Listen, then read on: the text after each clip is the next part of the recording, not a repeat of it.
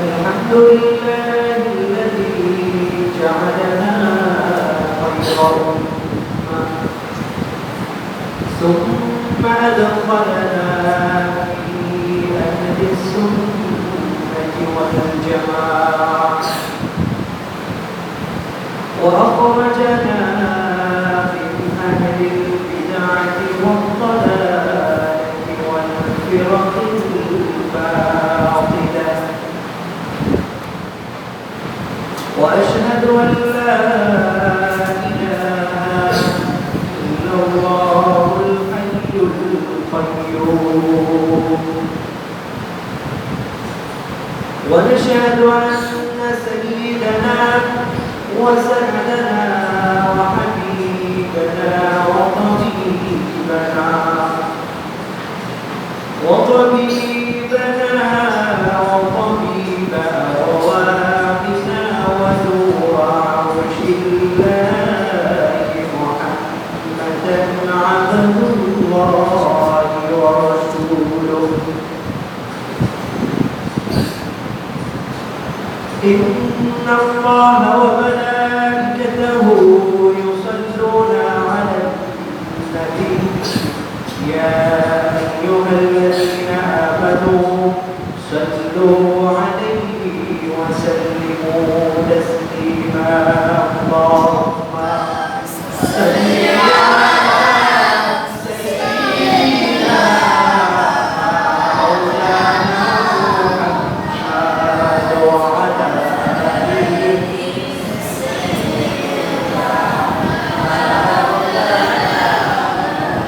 اللهم صل على سيدنا مولانا محمد وعلى آله سيدنا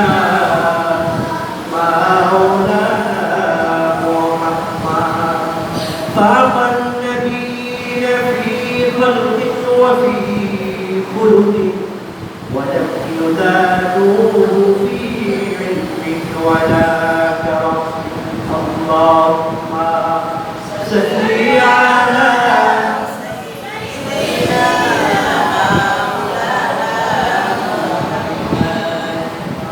وعلى آله سيدنا مولانا محمد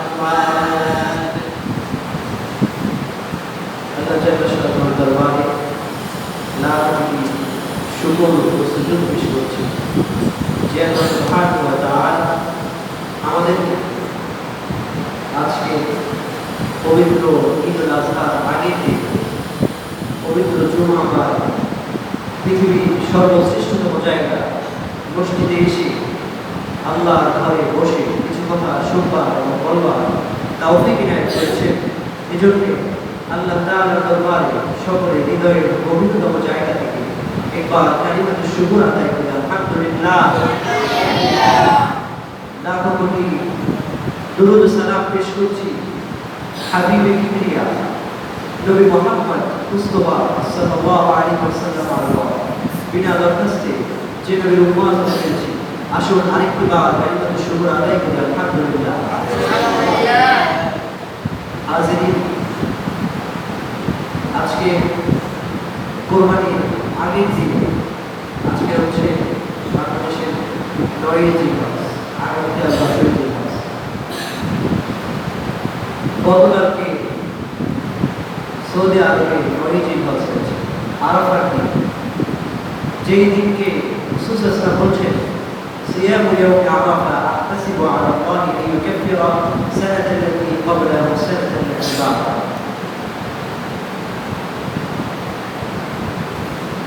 এই আরাফার দিনে রোজাকে রাসূল সাল্লাল্লাহু আলাইহি ওয়াসাল্লাম বলছেন যে ব্যক্তি আরাফার দিনে রোজা রাখবে তার আগের পূর্ববর্তী 1 বছরের গুনাহ, সামনের 1 বছরের গুনাহ দুটোই আল্লাহ তাআলা ক্ষমা করে দেবেন। সুবহানাল্লাহ। তো আগের 1 বছরের গুনাহ মানে কি? তার পূর্বে যে গুনাহগুলি হয়েছে, এখানে তাফসীররা বলেছে, মুহাদ্দিসরা বলেছেন যে সগীরা গুনাহগুলি হয়েছে সেগুলি আল্লাহ তাআলা মাফ করে দেন। আর পরবর্তী 1 বছরের গুনাহ হচ্ছে সে যে 8 বছর বাঁচবে এটা একটা হালকা নিশ্চয়তা এই হাদিস থেকে পাওয়া যায়। এর রাসূল সাল্লাল্লাহু আলাইহি ওয়াসাল্লাম বলছেন সিয়ামু ইয়াউমি আরাফা আহতাসিবু আলা আল্লাহি আন ইউকাফিরা সানাতাল লাতী ক্বাবলা, মানে পূর্ববর্তী 1 বছরের গুনাহ ওয়াস সানাতাল লাতী বা'দা, পরবর্তী এই যে পরের যে 1 বছর আছে সেটার গুনাহ মাফ করবে। তার মানে সে আরেক বছর যে বাঁচবে তার একটা অল্প নিশ্চয়তা পাওয়া যায়। আমরা যারা রোজা রেখেছি তারা অনেক বেশি বেশি সওয়াব পাচ্ছে। আরেকটি বর্ণনায় আসছে যে জিলহজ মাসের প্রথম যে দশক রয়েছে এই প্রথম দশকে প্রত্যেকটি দিন এক বছরের যে আমল, 1 বছরের আমল করার সমান হচ্ছে একটি দিন, আর একটি রাত হচ্ছে আরেকটি বছরের রাতের আমল করার যে রাত সমপরিমাণ সওয়াব সেটা হলো। এবং আরাফার দিনের যে কথাটি সেটা হচ্ছে 10 বছরের যে সওয়াব সেটা আমরা তার আরাফার দিনে দিয়ে থাকি। হাজিরিন, আল্লাহ সুবহানাহু ওয়া তাআলা তার প্রিয় হাবিবকে প্রেরণ করেছেন ইসলামকে পরিপূর্ণভাবে তার উম্মার মধ্যে দিয়েছেন। দীর্ঘ 23 বছরে আল্লাহ সুবহানাহু ওয়া তাআলা কোরআন মাজিদকে আমাদের সামনে নাযিল করেছেন। আল্লাহ সুবহানাহু ওয়া তাআলা তার হাবিবকে ইকরা বিসমি রাব্বিকাল লাযী খালাক এই শব্দের মাধ্যমে ওহী শুরু করেছেন।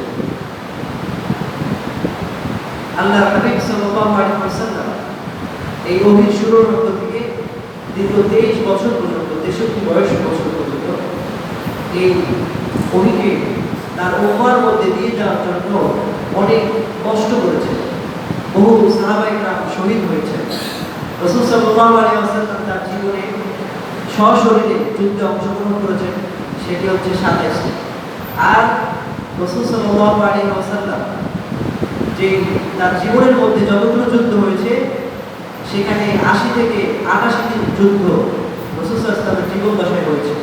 তার মধ্যে কয়টিতে রাসূল সাল্লাল্লাহু আলাইহি ওয়াসাল্লাম সশরীরে অংশগ্রহণ করেছেন? 27টিতে রাসূলুল্লাহ নিজে সশরীরে অংশগ্রহণ করেছেন। বাকিগুলোয় অন্যান্য সাহাবায়ে কেরামের নেতৃত্বে যুদ্ধগুলো বিজয় হয়েছে। হাজিরিন, এতগুলো যুদ্ধের মাধ্যমে সাহাবায়ে কেরাম ইসলাম গ্রহণ করার সময় যে কষ্ট ক্লেশ তারা করেছেন তার একটি বিজয় আল্লাহ সুবহানাহু ওয়া তাআলা আরাফার দিনে দিয়েছেন। আরাফার দিনে রাসূল সাল্লাল্লাহু আলাইহি ওয়াসাল্লাম যখন হজের বিধান আসলো, আল্লাহ তাআলা বলছেন ওয়ালিল্লাহি আলা নাসি হিজ্জুল বাইত মান ইসতাতাআ ইলাইহি সাবিলা। এই আয়াতের মাধ্যমে যখন হজকে ফরজ করা হয়, রাসূলুল্লাহ সেই আরাফার দিনে তার জীবনে একটাই হজ করেছেন, শুরুর হজ এবং জীবনের শেষ হজ। সেই হজ দশম হিজরিতে যখন রাসূলুল্লাহ করতে যাওয়ার সময় আরাফার দিনে রাসূল সাল্লাল্লাহু আলাইহি ওয়াসাল্লাম সাহাবাদেরকে বললেন, হে আমার সাহাবায়েরা, তোমরা সকলে এদিকে আসো। তো আসার পরে যখন সাহাবায়েরা একত্রিত হলেন তখন রাসূল সাল্লাল্লাহু আলাইহি ওয়াসাল্লাম একটা কুষ্ঠির উপরে দাঁড়িয়ে একটা ভাষণ দিলেন। এই ভাষণটা হচ্ছে কেউ বলেছেন 27 মিনিটের ভাষণ, কেউ বলেছেন 30 থেকে অর্থাৎ 25 থেকে 30 মিনিট এর মধ্যে ভাষণটা হচ্ছে। রাসূল সাল্লাল্লাহু আলাইহি ওয়াসাল্লাম কখনোই এত লম্বা ভাষণ দেন। রাসূলুল্লাহ হয়তো 3 মিনিট কথা বলতেন, 5 মিনিট কথা বলতেন। এই 5 মিনিটের যে মর্মার্থ কিয়ামত পর্যন্ত এর ব্যাখ্যা করলেও এই মর্ম যে সার সংক্ষেপ সেটা উপলব্ধি করা কঠিন হয়ে দাঁড়ায়। সেখানে রাসূলুল্লাহ সেই সময় 30 মিনিটে বা 27 মিনিটের একটি বক্তব্য দিয়েছেন, যেই বক্তব্যতে সারা পৃথিবীর শুরু থেকে শেষ পর্যন্ত মুসলিম উম্মাহ চলার জন্য বিভিন্ন পদক্ষেপে বিভিন্ন কাজের প্রক্রিয়া যে সমাধান সেটা এই বক্তব্যের মাঝে খুঁজে পাওয়া যায়। হাজিরিন, এই 30 মিনিটের বক্তব্য যখন দিবেন তখন সাহাবায়ে কেরাম সেখানে উপস্থিত হলেন। সে আরাফাত প্রান্ত, সে আরাফার ময়দানে বলছেন মুহাদ্দিসিনরা যে প্রায় 1.5 লক্ষ বা 1.5 লক্ষ সাহাবী সেখানে উপস্থিত ছিলেন। যখন ভাষণ দিলেন সেখানে কোনো টেকনোলজি ব্যবহার করা হয়নি, কোনো মাইক ছিল না, কোনো সাউন্ড বক্স ছিল না, কোনো কিছুই ছিল না। রাসূল সাল্লাল্লাহু আলাইহি ওয়াসাল্লাম নিজের মুখে সেই 1.5 লক্ষ সাহাবায়ে কেরামের সামনে উটের উপরে দাঁড়িয়ে রাসূলুল্লাহ সেখানে ভাষণ দিচ্ছেন। আমরা এখানে অল্প কয়েকজন লোকের সাথে কথা বলি, সেখানে দুইটা সাউন্ড বক্স, দুইটা মাইক, আরো কত কিছু ব্যবহার করা হয়, যাতে কথাগুলো কানে স্পর্শ করে, কানের মধ্যে ঢুকিয়ে জীবনের প্রতিটি জায়গায় জায়গায় কাজে লাগানো হয়। তাও আমরা সেখানে শুনতে পাই না। হাজিরিন, সাহাবায়ে কেরামকে জিজ্ঞেস করা হলো, আপনারা রাসূল সাল্লাল্লাহু আলাইহি ওয়াসাল্লামের যে ভাষণগুলি সামনে যেরকম শুনতে পাওয়া গেছে স্পষ্ট, পিছনের যে একবারে লাস্ট কাতারে যে লোকটি ছিল, সেই লোকটিকে, সেই সাহাবায়ে কেরামকে তাকে জিজ্ঞেস করা হলো, আপনি কি রাসূলুল্লাহর ভাষণ শুনতে পেরেছেন? তিনি বললেন, সামনের ব্যক্তি যেরকম স্পষ্ট শুনেছে, আমি সর্বশেষের দিকেও তেমনি স্পষ্ট করে শুনেছি। এটা রাসূল সাল্লাল্লাহু আলাইহি ওয়াসাল্লামের কণ্ঠের জোর ছিল। হাদিসের মধ্যে, ইতিহাসের মধ্যে আসছে যে আব্দুল্লাহ ইবনে আব্বাস রাদিয়াল্লাহু তাআলা আনহু, তার কণ্ঠে এত পরিমাণ পাওয়ার ছিল, তিনি যখন আযান দিতেন ৮ মাইল দূর থেকে সেই আযান শোনা যেত। রাসূলুল্লাহ কণ্ঠ তো আরো সবচেয়ে বেশি। রাসূল সাল্লাল্লাহু আলাইহি ওয়াসাল্লাম সেই প্রান্তরে আরাফার ময়দানে ভাষণ দিলেন। ভাষণের সময় রাসূল সাল্লাল্লাহু আলাইহি ওয়াসাল্লাম বলছেন, আমি রাসূলুল্লাহর ভাষণটা তো অনেক বড়, সেটা কিছু কিছু ইম্পর্টেন্ট জায়গা, সবগুলোই যে ইম্পর্টেন্ট, তার মধ্যে যে মোস্ট ইম্পর্টেন্ট জায়গাগুলো আছে সেখান থেকে 2 মিনিট ভাষণ আপনারা শুনছেন। রাসূলুল্লাহ সেখানে বললেন, আলহামদুলিল্লাহ আলহামদুলিল্লাহি নাহমাদুহু ওয়া নাস্তাঈনুহু ওয়া নাস্তাগফিরুহু ওয়া নাতুবু ইলাইহি ওয়া নাউযু বিল্লাহি মিন শুরুরি আনফুসিনা ওয়া মিন সাইয়্যাতি আ'মালিনা মান ইয়াহদিল্লাহু ফালা মুদিল্লা লাহু ওয়া মান ইউদ্লিলহু ফালা হাদিয়া লাহু ওয়া আশহাদু আন লা ইলাহা ইল্লাল্লাহু ওয়াহদাহু লা শারীকা লাহু ওয়া আশহাদু আন্না মুহাম্মাদান আবদুহু ওয়া রাসূলুহু আম্মা বা'দ। হাজির, এটা হচ্ছে ভূমিকা। প্রত্যেকটি খুতবায় আপনারা দেখবেন, প্রত্যেকটি যে বক্তা থাকে অল্প হলেও, মুখতাসার হলেও, সে কিন্তু একটা খুতবা পাঠ করে। তো রাসূলুল্লাহ সেখানে আল্লাহর প্রশংসা করছেন যে আলহামদুলিল্লাহ, সমস্ত প্রশংসা আল্লাহ সুবহানাহু ওয়া তাআলা। নাহমাদুহু, আমি প্রশংসা করছি, ওয়া নাস্তাঈনুহু, আমি গুণকীর্তন করছি, ওয়া নাউযু বিল্লাহি মিন শুরুরি আনফুসিনা, আমি সেই বন্ধু শয়তান থেকে পানা চাচ্ছি একমাত্র আল্লাহ তাআলার কাছে, ওয়া মিন সাইয়্যাতি আমালিনা, এবং রাসূলুল্লাহ সাল্লাল্লাহু আলাইহি ওয়াসাল্লাম যে আমল করেছেন তার সম্পর্কে তার যে ইস্তিগফার করছেন, মান ইয়াহদিল্লাহু ফালা মুদিল্লা লাহু ওয়া মান ইউদ্লিলহু ফালা হাদিয়া লাহু, আমি হিদায়াত চাচ্ছি ওই সত্তার কাছে যিনি হিদায়াত দান করেছেন এবং অনেকটি পথ প্রদর্শন করেছেন। হাজিরিন, রাসূল সাল্লাল্লাহু আলাইহি ওয়াসাল্লাম এই ভাষণ যখন শুরু করলেন, শুরু করার পরে এরপরে আম্মা বাদ পর্যন্ত বললেন, বলার পর বলছেন, ইয়া আইয়ুহান নাস, আমরা খেয়াল করি রাসূল সাল্লাল্লাহু আলাইহি ওয়াসাল্লামের একবারে মুখের বাণী মনে হচ্ছে যে রাসূলুল্লাহ এখন ভাষণ দিচ্ছেন, কারণ রাসূলুল্লাহ হুবহু মুখের কথা আপনারা শুনতে পাচ্ছেন। এজন্য একটু সবাই মনোযোগের দিকে দিন, সবাই একটু মনোযোগ দিন। রাসূলুল্লাহর একবারে মুখের বাণী, যে বাণীকে খুতবাতুল বিদা লিন-নবী সাল্লাল্লাহু আলাইহি ওয়াসাল্লাম বলা হয়। হাজির, রাসূল সাল্লাল্লাহু আলাইহি ওয়াসাল্লাম বলেন, ইয়া আইয়ুহান নাস, তোমরা শুনে রাখবে মানুষগণ, আজকে যে দিন রয়েছে এই দিন হচ্ছে তোমাদের জন্য একটি গুরুত্বপূর্ণ দিবস। রাসূল সাল্লাল্লাহু আলাইহি ওয়াসাল্লাম বলেন যে, ইয়া আইয়ুহান নাস কাহুরমাতি ইয়াউমিকুম হাযা ওয়া ফি শাহরিকুম হাযা ওয়া ফি বালাদিকুম হাযা। রাসূল সাল্লাল্লাহু আলাইহি ওয়াসাল্লাম বলেন, ইয়া আইয়ুহান নাস ফাইন্নী লা আদরি লাআল্লি লা আলকাকুম বা'দা আমি হাযা ফি মাওকিফি হাযা আবাদা। হে মানব মণ্ডলী, তোমরা শুনে রাখো, আজকের দিনে, এই মুহূর্তে, এরপরে এই স্থানে আমি আর পরবর্তী সময়ে কথা বলতে পারবো কিনা আমি জানি না। কি বলছেন? ইয়া আইয়ুহান নাস ফাইন্নী লা আদরি, আমি জানি না, লাআল্লি লা আলকাকুম বা'দা আমি হাযা, এই বছরের পরে এই সময় এই জায়গায় আমি আর কথা বলতে পারবো কিনা আমি জানি না। এরপরে বললেন ফি মাওকিফি হাযা, এই স্থানে আমি কথা বলতে পারবো কিনা জানি না। এরপরে রাসূল সাল্লাল্লাহু আলাইহি ওয়াসাল্লাম বললেন যে আল্লাহ সুবহানাহু ওয়া তাআলা নাযিল করেছেন, আল-ইয়াওমা আকমালতু লাকুম দীনাকুম ওয়া আতমামতু আলাইকুম নি'মাতি ওয়া রাদিতু লাকুম আল-ইসলাম দীনা। আমরা জানি সূরা মাইদার মধ্যে আল্লাহ সুবহানাহু ওয়া তাআলা এই আয়াতের মাধ্যমে ইসলামের যে সুদীর্ঘ 23 বছরের যে কষ্ট ক্লেশকে আল্লাহ সুবহানাহু ওয়া তাআলা এখানে পরিপূর্ণতা দান করেছেন। পৃথিবীর কোনো ধর্মগ্রন্থে, কোনো জায়গায় এরকম একটি বাণী বা এর সমর্থবোধক কোনো বাণী কোনো ধর্মগ্রন্থে আল্লাহ সুবহানাহু ওয়া তাআলা বলছেন আল-ইয়াওমা আকমালতু লাকুম দীনাকুম, আমি এই দিনে তোমাদেরকে ইসলামকে পরিপূর্ণ করে দিলাম। বলুন সুবহানাল্লাহ। যারা একটু অমনোযোগী আছে একটু খেয়াল করি, সবাই বাড়ি যাবেন ইনশাআল্লাহ।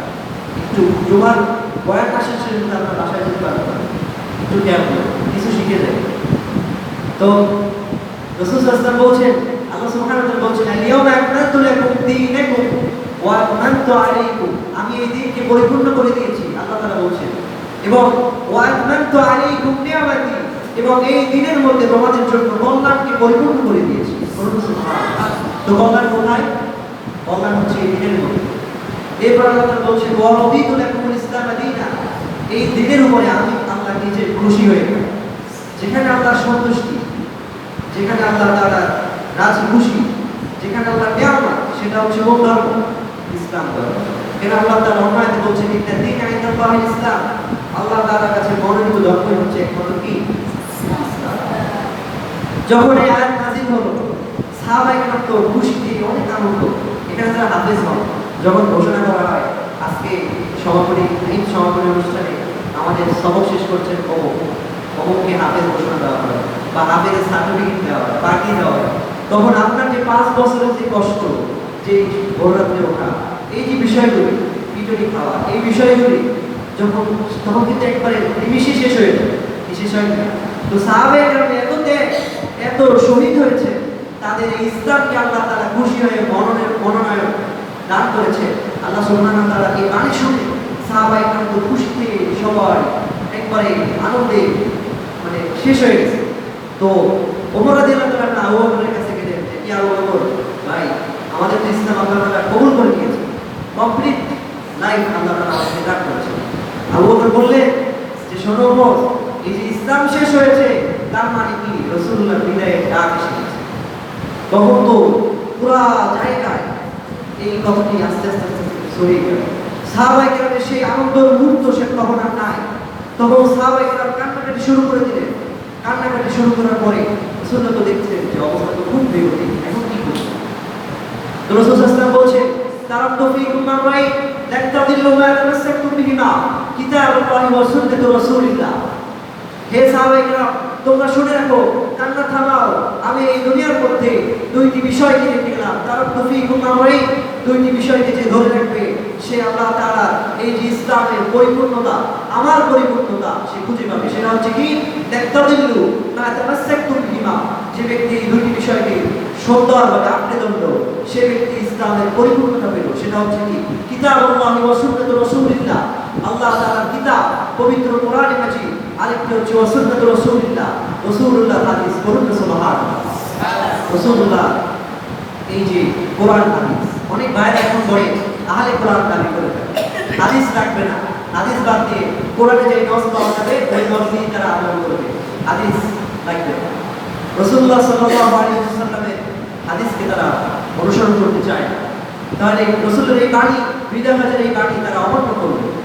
হাজির, আমরা তাদেরকে বলতে চাই যে রাসূলুল্লাহর বাণী ব্যতীত আপনি কোরআনের সম্পূর্ণ অর্থ খুঁজে পাবেন না।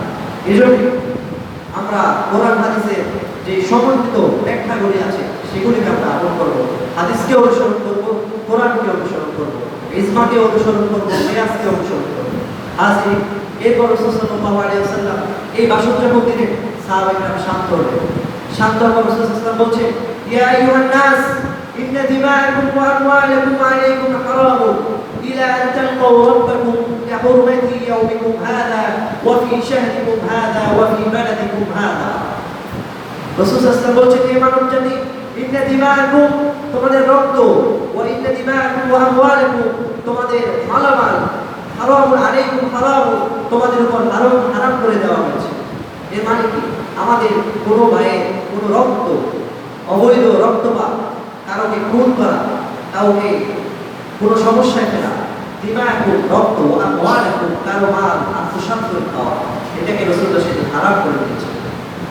কিভাবে হারাম করেছেন? ইলা আনতাল রাব্বাকুম, যতক্ষণ না পর্যন্ত তোমরা আল্লাহর কাছে পৌঁছতে হবে, মানে কিয়ামত যতক্ষণ না অনুষ্ঠিত হবে। তার মানে কি?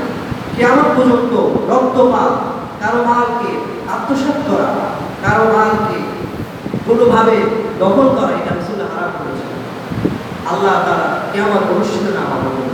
এরপর বলছে কাহুরমাতি ইয়াউমিকুম হাদা, আজকের এই দিন যেরকম পবিত্র, ওয়াফি শাহরিকুম হাদা, আজকের এই মাস যেরকম পবিত্র, ওয়াফি বালাদিকুম হাদা, আজকে এই যে আমাদের দেশ রয়েছে এই দেশ যেরকম পবিত্র, কিয়ামত পর্যন্ত আল্লাহ সুবহানাহু ওয়া তাআলা আমাদেরকে এই পবিত্রতা বজায় রাখার জন্য রাসূলুল্লাহ আদেশ করেছেন।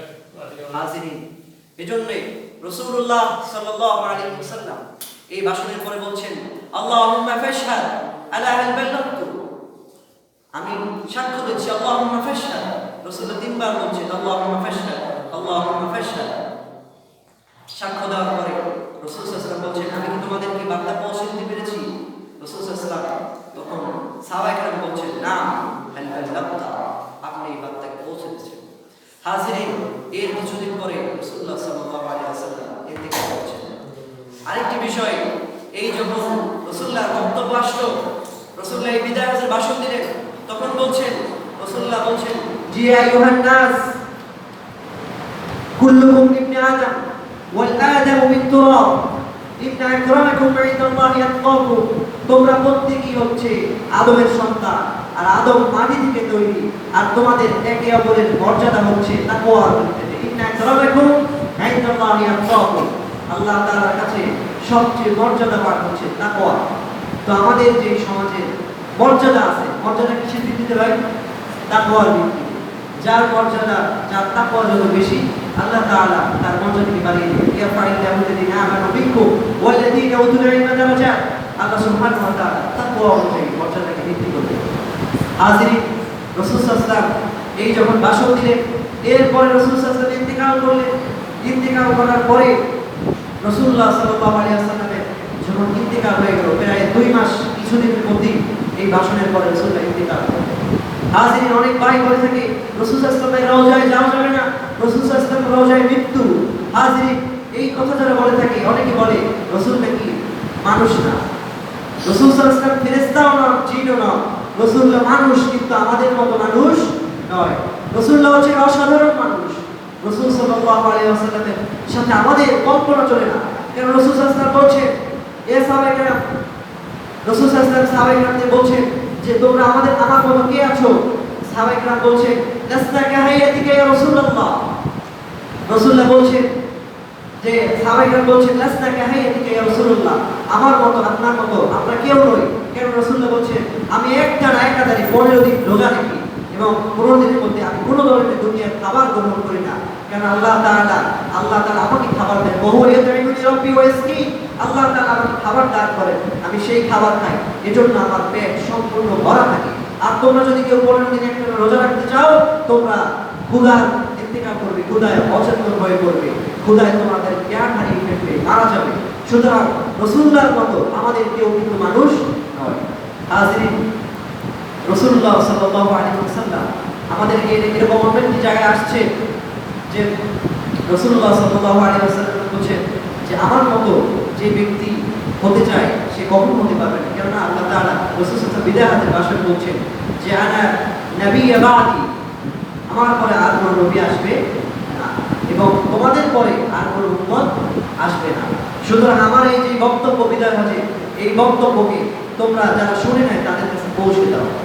হাজিরিন, রাসূলুল্লাহ সাল্লাল্লাহু আলাইহি ওয়াসাল্লাম যে কবরের মধ্যে জিন্দা আছে, আমাদের বিশ্বাস হয়? বিশ্বাস হয় কিনা? একটা চমক আছে। চমকটা হচ্ছে কি, একটা 13 শতকের দিকে আল্লামা শরফুদ্দীন রহমাতুল্লাহি আলাইহি, নাম কি ভাই? একটু বলি নাম কি? আল্লামা শরফুদ্দীন রহমাতুল্লাহি আলাইহি, তিনি রাসূলুল্লাহ এবং এত পাগল ছিলেন, তিনি একদিন হঠাৎ করে অসুস্থ হয়ে পড়লেন। অসুস্থ হওয়ার পরে রাসূল সাল্লাল্লাহু আলাইহি ওয়াসাল্লাম এর শানে চিন্তা করলেন যে আমি যে অসুস্থ, রাসূলুল্লাহর কাছে, রাসূলুল্লাহর উসিলা দিয়ে আল্লাহর কাছে আমি কিছু চাই। এজন্য তিনি 160 লাইনের একটি কবিতা রচনা করলেন। সুবহানাল্লাহ, তিনি রচনা করলেন যালাতু সুন্নাতা মান নাকিয়া যালামা ইলা আনিশতাকাত কদামাহু আদ-দুররু বিওয়ারা ওয়া শাদ্দা মিন সাওবিন আহশাহু ওয়া তাওয়া তাহতা al-hijari kashfa qudraf al-qudum wa rawadathu al-jibal ash-shumu min dhahabin an nafsi fa'araha ayyuma shaman। এরকম করে তিনি 160 কবিতা তিনি আবৃত্তি করলেন। এরপরে তিনি বলছেন যে মুহাম্মাদুন সাইয়্যিদুল কাউনাইন ওয়াস সাকালাইন ওয়াল ফারিকাইন মিন আরব ওয়াল আজম নাবিয়ুনা আল-আমির আন-নাহি ফালা আহাদুন ইয়ামুরু ফি কওলি লা বিন ওয়ালা না'ম ফাওকা আন-নাবিয়্যিন ফি খালকিন ওয়া ফি খুলুকিন ওয়া লাম ইউদানুহু ফি ইলমিন ওয়ালা কারাম। বলুন সুবহানাল্লাহ। রাসূল সাল্লাল্লাহু আলাইহি ওয়াসাল্লামের শানে এরকম তিনি 160 কবিতা আবৃত্তি করলেন। আবৃত্তি করে তিনি ঘুমিয়ে গেলেন। ঘুমিয়ে যাওয়ার পরে তিনি দেখছেন রাসূল সাল্লাল্লাহু আলাইহি ওয়াসাল্লাম তিনি স্বয়ং স্বপ্নের মাঝে এসে একটা নকশি করা চাদর তার গায়ে পেঁচিয়ে দেওয়ার পরে তার এই অবস্থায় ঘুম ভেঙে গেল। ঘুম ভাঙার পরে তিনি দেখছেন যে সেই যে রাসূলুল্লাহ স্বপ্নে চাদর দিয়েছে সেই চাদর তিনি সশরীরে পরিধানরত অবস্থায় আছেন। তো তার অসুস্থতা কমে গেল। এরপরে তিনি রাস্তায় বের হলেন। ওই কবিতার যে পৃষ্ঠাটা নিয়ে রাস্তায় বের হওয়ার পরে একজন লোক আসছে। আসার পরে তিনি বলছেন যে তুমি যে কবিতাটি রচনা করেছো ওই কবিতাটি আমাকে দাও। শরফুদ্দীন রাহমাতুল্লাহি আলাইহি তিনি অবাক হলেন, আমি তো এই কবিতা কাউকে জানাই, এমনকি আমার ঘরের কেউ জানে না। এই লোক কিভাবে জানলো যে আমি একটা কবিতা আবৃত্তি করছি রাসূলুল্লাহর সাথে? তিনি বলছেন যে রাসূলুল্লাহ সাল্লাল্লাহু আলাইহি ওয়াসাল্লাম তিনি ওই যেই ব্যক্তি রাস্তায় দেখা হয়েছে ওই ব্যক্তি বলছেন যে কালকে রাতে রাসূলুল্লাহর দরবারে এরকম করে এই তোমার কবিতাটি আবৃত্তি করা হয়েছে সেই রাসূলুল্লাহ রওজা মুবারাকে যখন আবৃত্তি করা হয়েছে তখন রাসূলুল্লাহ সাল্লাল্লাহু আলাইহি ওয়াসাল্লাম তোমাকে একটি চাদর দিয়েছেন, নকশি করা চাদর। এই চাদর তোমার গায়ে আছে এবং এই চাদরের মাধ্যমে তুমি আরোগ্য লাভ করেছো। রাসূলুল্লাহ সাল্লাল্লাহু আলাইহি ওয়াসাল্লামের এই যে তোমার কবিতা যখন আবৃত্তি করা হয়েছিল তখন আমি শুনতে পেয়েছি এবং শুনে আমি তোমার কাছে আসছি যে তুমি এখন কবিতাটি রচনা করেছো, যার মাধ্যমে তুমি এই চাদরটি পেয়েছো, সেই কবিতাটি আমাকে দাও। তখন তিনি অবাক হলেন যে রাসূলুল্লাহ সাল্লাল্লাহু আলাইহি ওয়াসাল্লাম যে কবরে এখনো জিন্দা আছেন তার যে চাদর, এই চাদরের মাধ্যমে আমরা কিন্তু একটা বিষয়কে জানতে পারছি।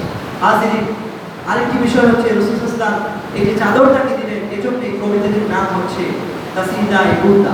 কবিতাটির নাম কি? কাসিদায়ে বুরদা। 160 লাইনের কবিতা, আপনারা দেখে নেবেন।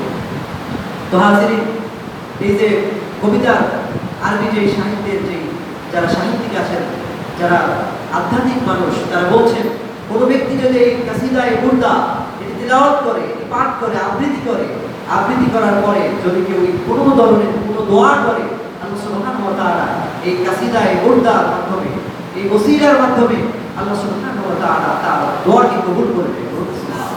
এজন্য ওসিলা দেওয়া, অনেকে বলে ওসিলা দেওয়া যাবে না। ওসিলা দেওয়ার যে একটা দলিল আমরা দেখতে পাচ্ছি, অবশ্যই পাচ্ছি। হাজিরিন, রাসূল সাল্লাল্লাহু আলাইহি ওয়াসাল্লামের যে কবরে এখনো জিন্দা আছে তার আরেকটি প্রমাণ আমরা একবারে দিতে চাই। এই বছর, এর আগের বছর হজে আমাদের যে মাদ্রাসার এক হুজুর যিনি মুফাসসির হিসেবে আছেন, প্রধান মুফাসসির, তার শ্বশুর হজে গেছে। হজে যাওয়ার পরে রাসূলুল্লাহ রওজা শরীফের সামনে চলে গেছে। রওজা শরীফের সামনে একবারে অধিক শুনছি আমার চাচা বড় কাকা সেও রওজা শরীফের সামনে চলে গেছে। যখন বলে আসসালাতু ওয়াসসালামু আলাইকা ইয়া রাসূলুল্লাহ, অনেকে সেই সালাম রাসূলুল্লাহ বলছেন যে ব্যক্তি আমার কবরের সামনে জীবনে একবার আসলো তার জন্য আমার সুপারিশ কিয়ামত পর্যন্ত ওয়াজিব করে দেব। সুবহানাল্লাহ। কিয়ামতের দিন সেই কঠিন মুসিবতে তার সুপারিশ রাসূলুল্লাহ নিজেই করবেন।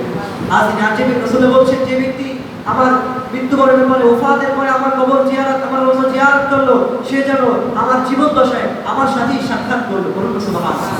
হাজিরিন, এরকম একটি অবস্থায় সেই ওস্তাদ, তখন তার শ্বশুর তিনি হজে ছিলেন, তখন বললে যে বাবা আমি তো এরকম রাসূলুল্লাহ সালাম দিয়েছি, সালাম তো দিয়েছি কেন শুনতে পাই, কত বড় আল্লাহ ওয়ালা বলে এই কথা বলতে। তো হুজুর তখন বললেন, হুজুর এবার হজে গেছেন, হজে যাওয়ার আগের দিন আমাদেরকে এই কথা বলে গেছে। তো হাজির, তিনি বলছেন আমি যখন শ্বশুরকে বললাম যে আপনি এই নিয়ম করে যে রাসূলুল্লাহ আপনার দরবারে আসছি, আপনার সালাম নিজ কানে না শুনে আমি আপনার রওজা থেকে যাব না, তিনি অজরে কান্না করা শুরু করলেন। এরপরে একদিন পরে হুজুর হজ থেকে আগে চলে আসছেন আর তার শ্বশুর একটু পরে গেছে, এই জন্য তার ফ্লাইট একটু পরে আসে। তো হজে থাকা অবস্থায় ফোন দিয়ে কান্নাকাটি করতেছেন। তো তখন তিনি বললেন যে আব্বা আপনি কেন কান্না করছেন? তখন বলে যে তুমি যা বলছো যে রাসূলুল্লাহ সালাম আমি নিজ কানে সেটা শুনতে পেয়েছি। এজন্য হাজিরিন, রাসূলুল্লাহ খবরে এখনো চিন্তা, যারা আমরা হজ করতে যাব, আল্লাহ তাআলা যাদেরকে কবুল করবে, সেই ব্যক্তিরা রাসূলুল্লাহ রওজার সামনে গিয়ে একটি ইরাদা করব যে রাসূলুল্লাহ তোমার সালাম আমাদের সামনে, যারা তখন যারা রাসূলুল্লাহকে সালাম দিবে অনেকেই কিন্তু শুনতে পাবে, কিন্তু সবাই কিন্তু এই সালাম শুনতে পাবে না। তো এজন্য আমাদের এখন থেকে দোয়া করা দরকার। হাজিরিন, রাসূলুল্লাহ সাল্লাল্লাহু আলাইহি ওয়াসাল্লাম যখন এই হজ থেকে তার শ্বশুরকে সালামের জবাব দিলেন, তিনি বলছেন এরপর থেকে আমার কোনোদিন কোনো সময়ে কোনো একটা নফল, কোনো একটা সুন্নাহ, কোনো কিছু ছুটে যায় হাজির, এবং তিনি মৃত্যুবরণ করার সময় তার কালেমা নসিব করেছেন। এজন্যই রাসূলুল্লাহ সাল্লাল্লাহু আলাইহি ওয়াসাল্লামের রওজা জিয়ারত, হজ করা, এই হজ করতে কারা যাবে? এই হজ করতে যারা যাবে, ইব্রাহিম আলাইহিস সালাম যখন সেই পাহাড়ের উপরে উঠে যখন হজের ডাক দিচ্ছেন, ডাক দেওয়ার পরে আল্লাহ সুবহানাহু ওয়া তাআলা বলছেন যে আল্লাহ আমি তো এখানে বসে ডাক দিব, এই ডাকে কে সাড়া দিবে? তখন আল্লাহ তাআলা বলছেন যে তুমি ডাক দাও, সাড়া দেওয়ার মতো ডাক দাও। তো সেই সময়ে যেই ব্যক্তি যতবার সেই ডাকে লাব্বাইক আল্লাহুম্মা লাব্বাইক বলেছে, গতকালকে আরাফার ময়দান আমরা জানি যে লাব্বাইক ধ্বনিতে আল্লাহ তাআলা সেখানে সকল হাজিরদেরকে লাব্বাইক ধ্বনিতে সেই আরাফার ময়দানকে আল্লাহ তাআলা মর্যাদাবান করেছেন। তো তখন যেই ব্যক্তিরা যতবার লাব্বাইক বলেছে সে তার জীবনে ততবার হজ করবে। সুবহানাল্লাহ। এজন্য আমরা এখান থেকে অনেকেই হজে যাবে বলা যায় না। এজন্য যে ব্যক্তি যতবার লাব্বাইক বলেছে সে ব্যক্তি ততবার হজে যাবে। তো হাজিরিন, এই হজে যখন যাবেন তখন আল্লাহ সুবহানাহু ওয়া তাআলা যে নিদর্শনাবলী আছে সেই নিদর্শনাবলীকে তাসিব করবেন। রাসূলুল্লাহ সাল্লাল্লাহু আলাইহি ওয়াসাল্লামের রওজা শরীফের উপরে দেওয়া আছে ইয়া আইয়ুহাল্লাযীনা আমানু লা তারফাউ আসওয়াতাকুম ফাওকা সাওতিন নবী ওয়া লা তাজহারু লাহু বিল কওলি কাজাহরি বা'দিকুম আন তাহবাতা আমালুকুম ওয়া আনতুম লা তাশউরুন। হে মানুষগণ, হে ইমানদারগণ, রাসূলুল্লাহ এই রওজার সামনে তোমরা আওয়াজকে নিচু করো। হাদিসে জিবরাইলের মধ্যে আসছে, যখন জিবরাইল আলাইহিস সালাম হযরত আবু হুরায়রা রাদিয়াল্লাহু তাআলা, হযরত ওমর ইবনে খাত্তাব রাদিয়াল্লাহু তাআলা থেকে বর্ণিত, রাসূল সাল্লাল্লাহু আলাইহি ওয়াসাল্লামের কাছে একজন ব্যক্তি আসলেন, সাদা দবদবে, কি রঙের? সাদা, শাআরুহু আবিয়া, তার চুল হচ্ছে একবারে সাদা দবদব করতেছে, ওয়া লিবাসুহু আবিয়া, তার যে লিবাস সম্পূর্ণ দবদব করতেছে। দবদব করা অবস্থায় রাসূলুল্লাহর সামনে গেল এবং রাসূলুল্লাহ সাল্লাল্লাহু আলাইহি ওয়াসাল্লামের সাথে এই হাঁটুদ্বয় মিশিয়ে দিল। মিশিয়ে দেওয়ার পরে ওয়ালা হাফিজাইহি, তার যে হাঁটু আছে হাঁটুতে মিশিয়ে দেওয়া। জিবরাইল আমিন আলাইহিস সালাম রাসূলুল্লাহর সাথে হাঁটু মিশিয়ে দিয়ে বললেন, ইয়া মুহাম্মদ আখবিরনি আনিল ইসলাম। প্রথমে বলছেন ইয়া মুহাম্মদ আখবিরনি আনিল ঈমান। রাসূলুল্লাহ বলছেন আশহাদু আল্লা ইলাহা ইল্লাল্লাহ ওয়াহদাহু লা শারীকা লাহু ওয়া আশহাদু আন্না মুহাম্মাদান আবদুহু ওয়া রাসূলুহু। তখন রাসূল সাল্লাল্লাহু আলাইহি ওয়াসাল্লামের উত্তরে জিবরাইল আলাইহিস সালাম বলছেন কদ সাদ্দাকতা। এরকম করে বলছেন ইয়া মুহাম্মদ আখবিরনি আনিল ঈমান। এরপর বলছেন ইয়া মুহাম্মদ আখবিরনি আনিস সাআ। এরপর বলছেন ইয়া মুহাম্মদ আখবিরনি আনিল ইহসান। এরপর বলছেন ইয়া মুহাম্মদ আখবিরনি আনিল ইহসান। তখন রাসূল সাল্লাল্লাহু আলাইহি ওয়াসাল্লাম বলছেন যে আনতা আবুদুল্লাহ কান্নাকা তারাহু ফাইন লাম তাকুন তারাহু ফাইন্নাহু ইয়ারাকা। এখানে বলছেন যে তুমি এমন ভাবে ইবাদত করো যেরকম তুমি আল্লাহকে দেখতেছো। যদি তুমি আল্লাহকে দেখতে না পাও, এই নিয়ত করো যে আল্লাহ আমাকে দেখতেছে। তারপরে জিবরাইল আমিন আলাইহিস সালাম বলছেন কদ সাদ্দাকতা। এরপরে জিবরাইল আমিন আলাইহিস সালাম চলে গেলেন। তখন রাসূল সাল্লাল্লাহু আলাইহি ওয়াসাল্লাম বললেন যে তোমরা কি এই ব্যক্তিকে কেউ চেনো? তখন সাহাবায়ে বললেন যে না রাসূলুল্লাহ, আমরা কেউ চিনি না। তখন রাসূলুল্লাহ বলছেন সে হচ্ছে জিবরাইল, তিনি এসেছেন তোমাদেরকে ঈমান ইসলাম শিক্ষা দেওয়ার জন্য। এখান থেকে বোঝা যায় যখন আমরা উস্তাদের সামনে বসবো তখন হাঁটুকে কিভাবে বসবো? হাঁটুতে নামাজের সুরতে বসবো। জিবরাইল আলাইহিস সালাম সেখানে এসে শিক্ষা দিয়ে গেলেন। এরপরে রাসূল সাল্লাল্লাহু আলাইহি ওয়াসাল্লামের সেই বাবু সালামকে দিয়ে ঢোকার পরে রওজার সামনে যে আয়াতটি লেখা আছে ওই আয়াতের মাধ্যমে শিখাচ্ছে তোমরা কোনো মুআল্লিমের সামনে, কোনো শিক্ষকের সামনে আওয়াজকে নিচু করে কথা বলো, এবং এমনভাবে বলা যাবে না যে এইভাবে বললে তার উপরে আওয়াজটা উঠে যায়। এটা আদব শিক্ষা দিয়েছে রাসূল সাল্লাল্লাহু আলাইহি ওয়াসাল্লাম। বলছেন আল আলিম বিলা আমিল বিশাজারু বিলা তামানি, এবং বিআদব আকরাম বাশতাফাজরা। রাসূল সাল্লাল্লাহু আলাইহি ওয়াসাল্লাম এই যে শের, এই শের থেকে বোঝা যায় যে আমাদেরকে আদব করতে হবে। হাজিরিন, এরপরে আরাফার ময়দানে যেটা বলতেছিলাম, আরাফার ময়দানে রাসূল সাল্লাল্লাহু আলাইহি ওয়াসাল্লাম খুতবার শেষে বললেন যে তোমরা যারা আমার এই বয়ানটি শুনছো এই বক্তব্যটি শুনছো তোমরা পরবর্তী যারা শুনে নাই তাদের কাছে পৌঁছে দিবে। এবং এরপর রাসূলুল্লাহ সাল্লাল্লাহু আলাইহি ওয়াসাল্লাম বলছেন আল্লাহুম্মা ফাশহাদ আলা হাল বাল্লাগতু আল্লাহুম্মা ফাশহাদ আলা হাল বাল্লাগতু আল্লাহুম্মা ফাশহাদ। এরকম করে রাসূলুল্লাহ সাল্লাল্লাহু আলাইহি ওয়াসাল্লাম সাক্ষ্য দিচ্ছে। সাক্ষ্য দেওয়ার পরে এর 2 মাসের পরেই 2 মাস কিছুদিনের মধ্যেই রাসূলুল্লাহ ওফাত বরণ করেছেন। হাজিরিন, রাসূল সাল্লাল্লাহু আলাইহি ওয়াসাল্লামের দরবারে প্রতিদিন প্রতি সপ্তাহে সোমবার, প্রতি বৃহস্পতিবার, সপ্তাহের মধ্যে 2টি দিনে রাসূলুল্লাহর কাছে আমাদের আমন্ত্রণ পেশ করা হয়। রাসূল সাল্লাল্লাহু আলাইহি ওয়াসাল্লাম বলছেন, যে ব্যক্তি আমাকে সালাম দেয়, যে বলে ইয়া নবী সালামু আলাইকা, ইয়া রাসূল সালামু আলাইকা, এই ব্যক্তির এই যে বিষয়টা আছে, এই সালাম এবং অন্যান্য যে দুরূদগুলি আছে যারা দেয়, রাসূলুল্লাহ বলছেন এই সালামের জবাব আমি নিজে তাকে দিয়ে থাকি। এবং যে ব্যক্তি দুরূদ পড়ে থাকে, আমরা জানি মান সাল্লাল্লাহু আলাইহি ওয়াহিদাতান সাল্লাল্লাহু আলাইহি আশারা, আমরা জানি যে রাসূল সাল্লাল্লাহু আলাইহি ওয়াসাল্লামের প্রতি যারা একবার দুরূদ পড়ে 10 বার তাদের উপর রহমত আল্লাহ নাযিল করে। রাসূল সাল্লাল্লাহু আলাইহি ওয়াসাল্লামের কাছে পৌঁছে যায় যে ইয়া রাসূলুল্লাহ, আপনাকে অমুক ব্যক্তি তার বাবার নাম, তার দাদার নাম সহ রাসূলুল্লাহর কাছে পৌঁছে দেওয়া হয়। রাসূল এই সালামগুলোর উত্তর দিয়ে থাকে। এজন্য হাজিরিন, রাসূল সাল্লাল্লাহু আলাইহি ওয়াসাল্লাম একদিন মেরাজে গেলেন। মেরাজে যাওয়ার পরে দেখলেন মুসা আলাইহিস সালাম তার কবরের মধ্যে তিনি নামাজরত অবস্থায় আছেন, দাঁড়িয়ে দাঁড়িয়ে নামাজ পড়ছেন। মুসা আলাইহিস সালাম যদি নামাজ পড়ে থাকেন দাঁড়িয়ে দাঁড়িয়ে, আমাদের নবী কি জিন্দা না মুর্দা? আমাদের নবী এখনো জিন্দা আছে এবং রাসূল সাল্লাল্লাহু আলাইহি ওয়াসাল্লাম জিন্দা, তাকে কবরের মধ্যে রিজিক দেওয়া হয়। রাসূল সাল্লাল্লাহু আলাইহি ওয়াসাল্লাম সেখানে খেয়ে থাকেন, জান্নাতের রিজিক খেয়ে থাকেন। হাজিরিন, আমরা আসুন এই বিশুদ্ধ আকীদা লালন করে ইসলামের জীবনকে এবং দিন এবং এই আয়াতকে আমরা পরিপূর্ণ জীবনে ধারণ করি। হাজিরিন, এটা ছিল যে গত দিনের বিদায় হজের ভাষণ আমাদের জানা দরকার, এটা আলোচনা করলাম। গত জুমায় আমরা কোরবানি সম্পর্কে বিস্তারিত আলোচনা করা হয়েছে। কোরবানির ইতিহাস, কোরবানির সূচনা, কোরবানির প্রেক্ষাপট, কোরবানি কেন দেওয়া হয়েছে, কোরবানির সওয়াব কি, কোন পশু কিভাবে কোরবানি দেওয়া হবে, কোরবানি করতে কি করণীয়, সব বিষয়ে ডিটেইলস আলোচনা করা হয়েছে গত জুমায়। তো এই জুমায়ও আবার স্মরণ করে দিচ্ছি, রাসূল সাল্লাল্লাহু আলাইহি ওয়াসাল্লাম বলছেন, আয়েশা রাদিয়াল্লাহু তাআলা থেকে বর্ণিত, তিনি বলছেন রাসূল সাল্লাল্লাহু আলাইহি ওয়াসাল্লামকে জিজ্ঞেস করছেন, ইয়া রাসূলুল্লাহ, আমার মানে ঋণ রয়েছে, ঋণের পরেও কি আমি কোরবানি করবো? আস্তাদীনু ওয়া উদমি, আমার ঋণ রয়েছে তারপর কি আমি কোরবানি করবো? রাসূলুল্লাহ বলছেন না, কেননা আল্লাহ সুবহানাহু ওয়া তাআলা তোমার এই ঋণকে পরিপূর্ণ করে, একবার যে ঋণ তুমি করছো এই ঋণটাকে আল্লাহ তাআলা পরিশোধ করার মতো তৌফিক তোমাকে দান করবেন। এজন্য তুমি সমর্থ আছে, বর্তমানে টাকা নেই, তুমি ঋণ করে তুমি কোরবানি করে দাও। হাজির, এই জন্য আমাদের কোরবানি করা দরকার। রাসূলুল্লাহ বলছেন, যে ব্যক্তি কোরবানি করলো সে আল্লাহ তাআলার কাছে সবচেয়ে নিকটতম জায়গায় পৌঁছে যাবে।